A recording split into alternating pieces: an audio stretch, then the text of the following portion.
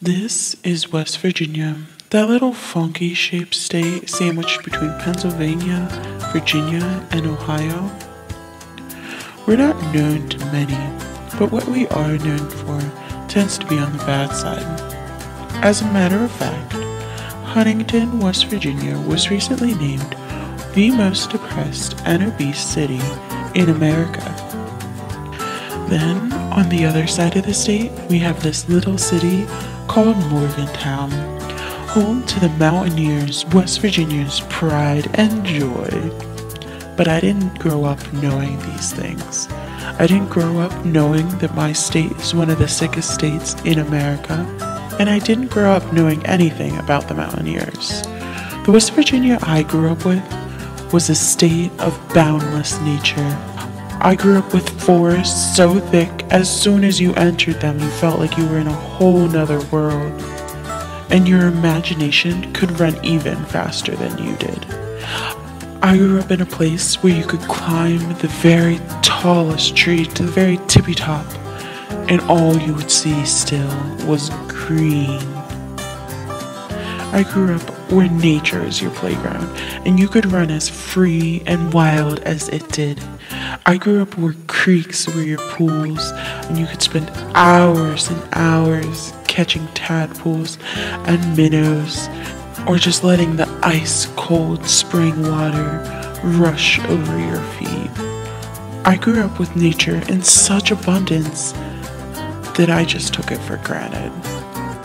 Never did I think that the stream where I spent most of my days during the hot summers would be reduced down to the trickle that it is today. And the culvert where I would go to think all my deep childhood thoughts would be crushed beyond recognition.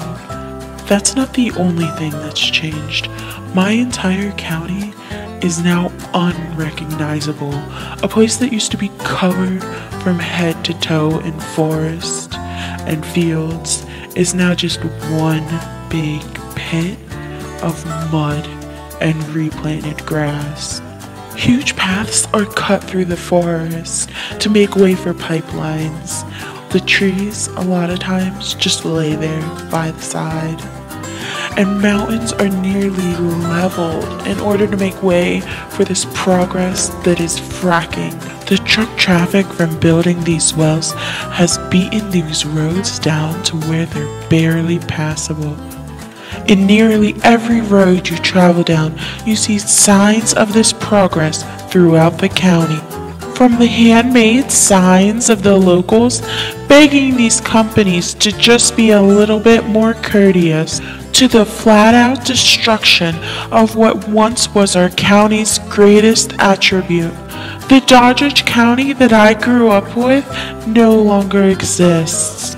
The place where I learned to love and respect nature, like so many have before me, has been changed so drastically. The only question left to be asked is what happens next? What happens when they're through with fracking Doddridge County? What pieces are we going to be left with to pick up and rebuild our community? Or are there going to be any pieces left to pick up?